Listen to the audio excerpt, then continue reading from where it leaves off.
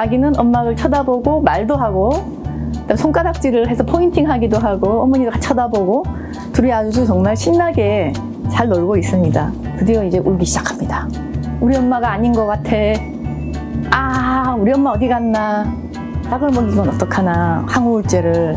근데 우리 아기 지금 수유를 하고 있는데 여러분, 우울증의 치료 중에서 약만이 다가 아닙니다. 다음에는 제가 지난번에 한번 보여준 적이 있는데요. 실제로 이 트로닉 박사님이 3에서 6개월 정도 되는 아이들에게 어머니의 상호작용이 어떤 식으로 아이의 감정 상태를 변화시키는가를 보여준 그런 자료인데요. 이 스틸 페이스 프로시저라는 이 실험을 보면은 초기에는 한 1분 동안은 아기랑 잘 놀아주는 어머니가 갑자기 우울증 어머니처럼 표정이 하나도 없이 또 반응성이 없이 가만히 있었을 때 아기들이 얼마나 놀라고 외면하고 고통스러워하는지를 보여준 굉장히 유명한 실험입니다. 저는 사실 이것을 보고 너무 고통스러웠어요. 아기가 너무 슬퍼하니까. 하지만 다행히 아기가 다시 엄마가 놀아주면은 예전에 좋았던 모습으로 금방 회복이 되는 걸 보고, 야, 1분이니까 이 정도지. 이게 지금 산후우울증에 걸린 어머니들처럼 한 달, 2달 동안에 계속 어머니가 이렇게 표정도 없이 아기랑 상호작용 많이 안 해주고 모방 안 해주면 이 아기의 뇌가 어떻게 될까 참으로 많은 것을 생각하게 하는 그런 동영상 실험입니다. 이 어머니가 지금 아기랑 평소처럼 정상적으로 감정적 상호작용을 하며 잘 놀고 있죠. 그렇게 하니까 아기는 엄마를 쳐다보고 말도 하고 손가락질을 해서 포인팅 하기도 하고 어머니도 같이 쳐다보고 둘이 아주 정말 신나게 잘 놀고 있습니다. 애기가 너무 즐거워하죠. 발 가지고 노는데도. 이렇게 잘 놀아준 평소처럼 놀아준 어머니가 이제 표정을 굳힙니다. 여러분, 우울증 어머님들이 이런 얼굴이에요. 잘 본인들을 몰라서 그렇지.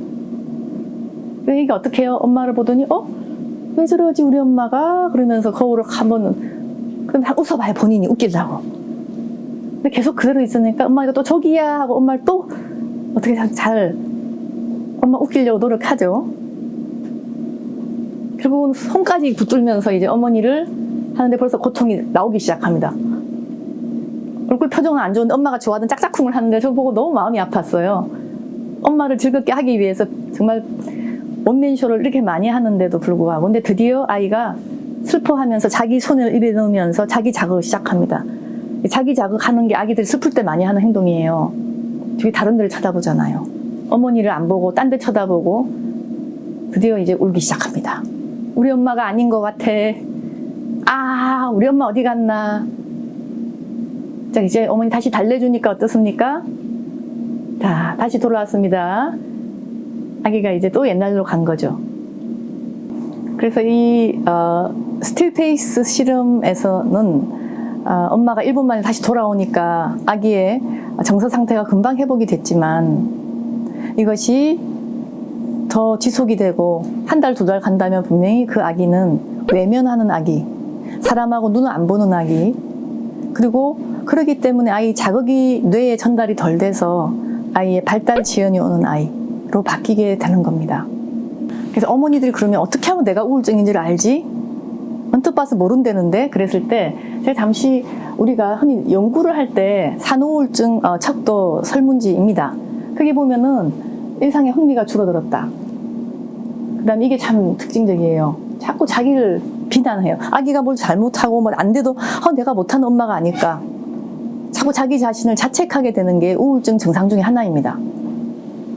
그리고 의외로 이 산후우울증 같은 경우는 걱정도 많아집니다. 원래 걱정이라는 거는 불안이기 때문에 불안의 증상이기도 하지만 산후우울증에서는 걱정이 아주 많아지는 게 특징이고요. 그래서 자꾸 무서워지는 게 많아지고 이게 이제 에너지가 떨어져서 자꾸 일이 힘들게 돼요. 옛날에는 잘했는데 점점 이제 아침에 일어나서 애 우유 타주는 것도 힘들다는 부모도 계세요. 그리고 이제 정말 심하게 중증으로 넘어갈수록 잠도 못 잔다든지 또 너무 슬프고 비참해서 이대로 죽었으면 좋겠다라고 하시는 분들도 있습니다. 그리고 자꾸 슬퍼서 울고 자해하고 그러니까 이런 지금 이제 어떻게 보면 7번 이하로는 중증의 산후우울증이고 중증 가기 전까지는 상당히 이런 증상들이 많이 오고요. 이 점수가 한 10점 이상 되면은 정말 빨리 병원에 와서 치료받으셔야 되고 10점 이상만 되더라도 전문가를 방문해서 어떻게 도움을 하면 좋을지, 개입을 하면 좋을지를 여쭤보면 됩니다. 많은 어머님들이 실은 이건 내가 산후우울증으로 판명되면 약을 먹이건 어떡하나, 항우울제를. 우리 아기 지금 수유를 하고 있는데 여러분, 우울증의 치료 중에서 약만이 다가 아닙니다.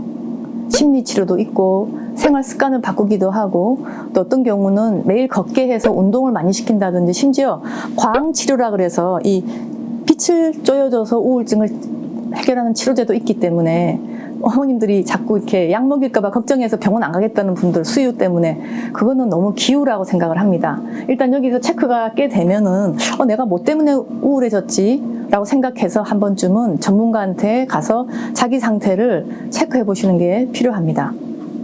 그래서 일단 이렇게 위험한 산후우울증을 우리가 발견했고 산후우울증이 상당히 위험도가 있습니다라고 됐을 때 그럼 어떤 치료를 하는 게 좋으냐 그랬을 때 가장 일반적으로 우리가 많이 치료하는 것이 인지행동치료입니다. 그러니까 생각을 좀 바꾸어서 내 기분을 변화시키는 그런 기법을 가르칩니다. 더군다나 약 먹기가 좀 두렵고 또 수유 중이라서 바로 약을 못 먹을 때 항우울제보다는 처음에는 안전한 심리치료를 먼저 시작을 합니다. 그래서 이런 경우에 이제 부정적인 생각을 바꾸는 건데 이게 생각보다 쉽지 않잖아요. 그래서 제가 이제 어머님들을 많이 가르치는 방법은 하루에 2번씩 내 점수를 모니터하는 것부터 시작돼요. 기분의 점수를. 그래서 제일 안 좋았을 때가 1점, 기분이 굉장히 좋았을 때가 10점. 그래서 오늘 지금 오전에 내가 몇 점인지, 그리고 오늘 저녁에 내가 몇 점인지를 점수를 꾸준히 내서 그것을 매일 기록하는 겁니다. 어떤 분들은 그게 무슨 효과가 있을까? 사람들은 자기 기분에 관심을 가지고 모니터를 하는 것부터 실은 전두엽이 작동하게 하기 때문에 인지행동 치료의 가장 기본입니다. 그래서 처음에는 점수를 내다가 안 좋을 때 무슨 일이 있었는가를 같이 쓰게 합니다. 그리고 좋았을 때는 어떤 일이 있었는지를 좀 쓰게 합니다. 그러면 좋았을 때는 아기가 오늘은 잠을 잘 잤어요 하는 어머니도 계시고 오늘은 남편이 좀 빨리 와서 육아를 도와줬어요.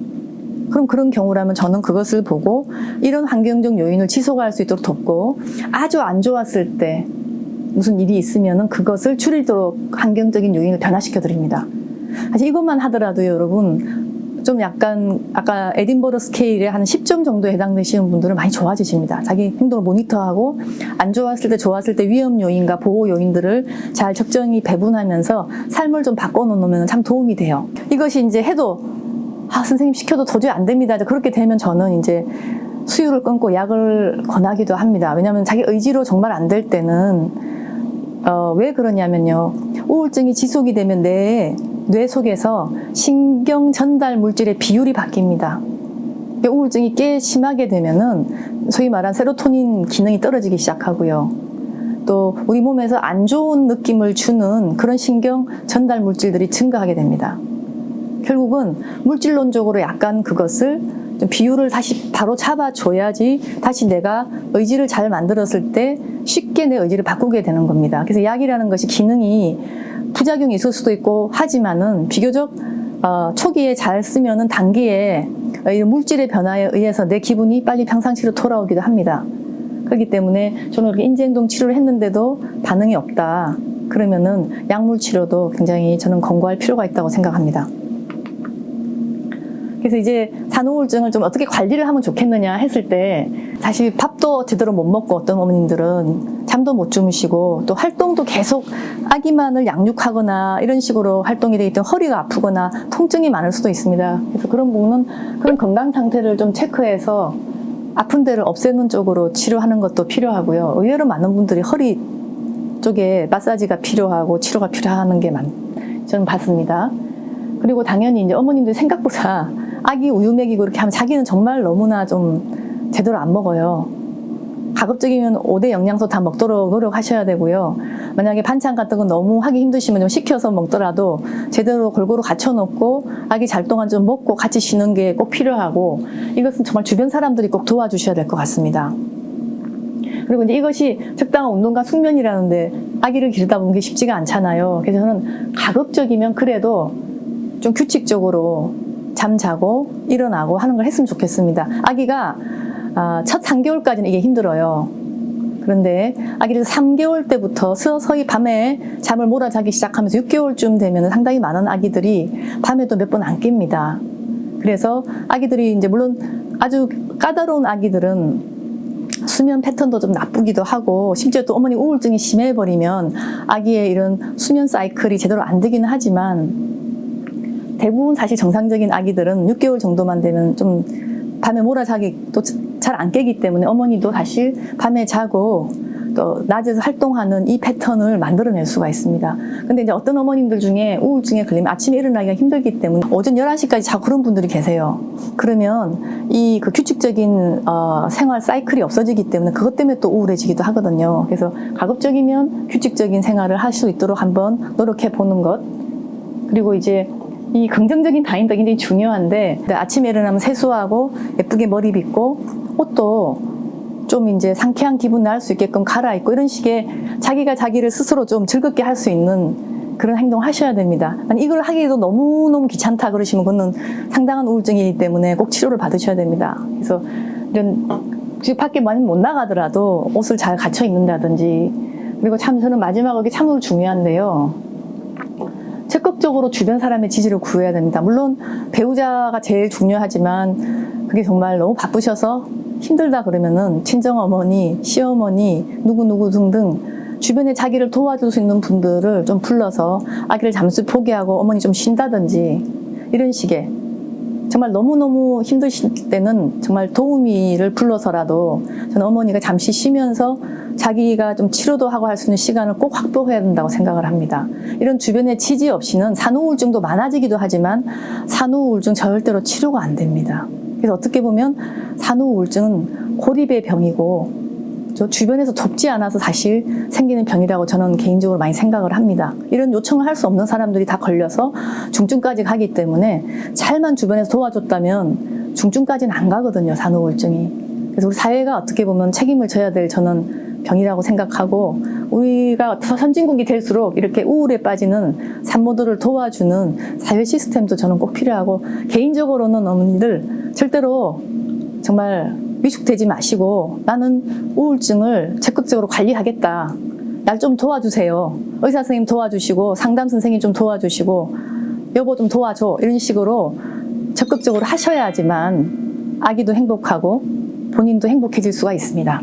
그래서 우리가 이렇게 산후우울증 관리를 하고, 또 만약에 좀 위험 사인을 감지하면 빨리빨리 전문가한테 치료받고, 그래서 아기의 발달도 정상으로 되는 그런 행복한 삶을 다 꾸렸으면 합니다. 신의진의 콕TV였습니다.